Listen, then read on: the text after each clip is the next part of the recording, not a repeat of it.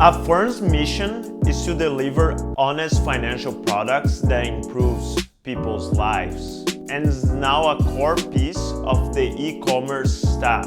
As e-commerce grows as a percentage of consumer spending, which has gotten a big bump due to COVID-19, Affirm has become even more important. The buy now, pay later space has seen a huge bump due to the growth of e-commerce. For example, Afterpay has seen a growth of 700% since its lows in March 2020, and Shopify has seen 180% growth. Affirm, by the way, has inked a large deal with Shopify. So let's talk about this company. It has three main pillars. First, point of sale solutions for consumers. Second, merchant commerce solutions. Third, a consumer-focused app. Consumer success is paramount for Affirm, since they provide 0% interest fees for consumers and interest-bearing loans, only charging a simple interest, not compounding over time. And it doesn't charge consumers for missed payments. Its strategy is working really well. From July 2016 to September 2020, around 6.2 million users have transacted around 17.3 million transactions with 6,500 merchants, a total of $10.7 billion of GMV. Revenue for the 3 months ending in September 2020 was around $174 million, up 98% year over year.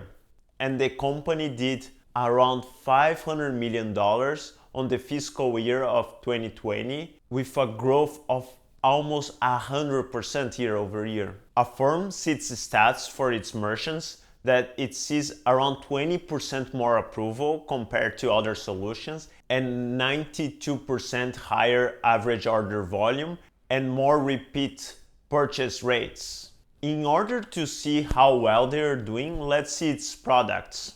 First, its consumer-facing products.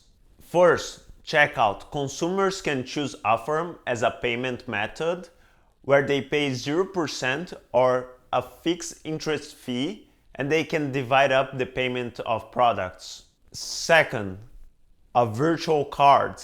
Consumers can apply online or through its app to receive a virtual card that they can use to pay for products online. Split pay. For select merchants or for purchases worth less than $250, consumers can choose to pay 0% interest fees and divide up the payment.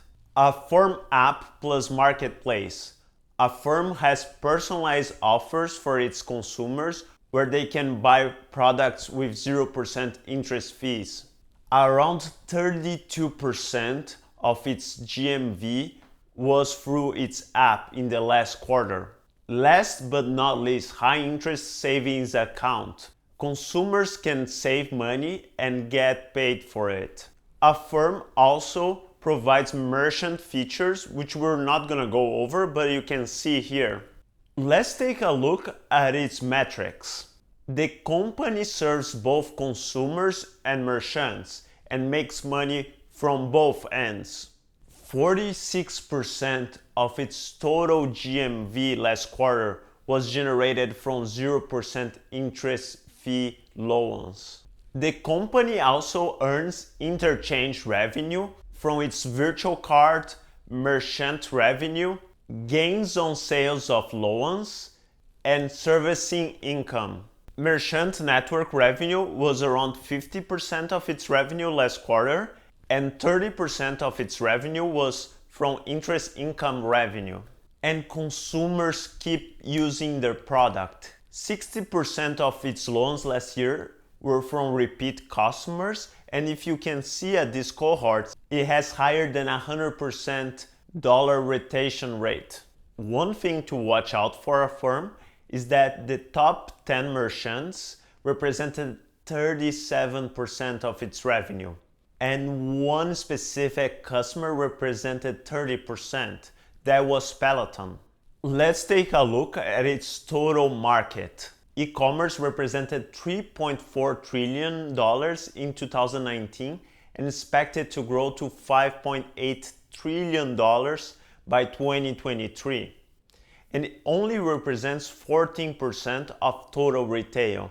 It has a lot of room to grow. And the buy now, pay later market is only at its beginning. It's expected to triple by 2023 to 3% of total e-commerce.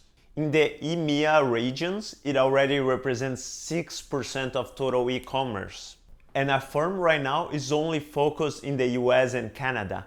99.3% of its revenue came from the US and 0.7% from Canada. Let's take a look at its competition.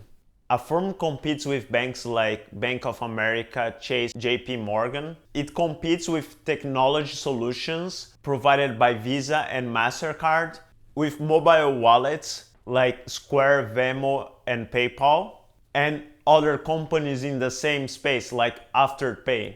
Let's take a look at some of its financials. Affirm was growing at 69% year over year in 2019, but due to COVID, it accelerated to grow to 98% year over year.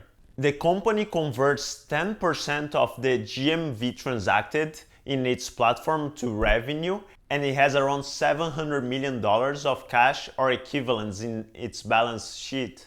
Also, as you can see in this graph, most of its consumers are millennials, but it has a distribution of different age groups. Let's take a look at its most important part of its business, its credit risk models and underwritings. They believe that their risk models are a competitive advantage compared to other companies. They have compiled millions of data of transactions and 6 years worth of repayments. As you can see here, Affirm is improving its models, decreasing its net charge-offs over time. Its risk models have proven to have low losses and higher approval rates compared to traditional credit underwriting models.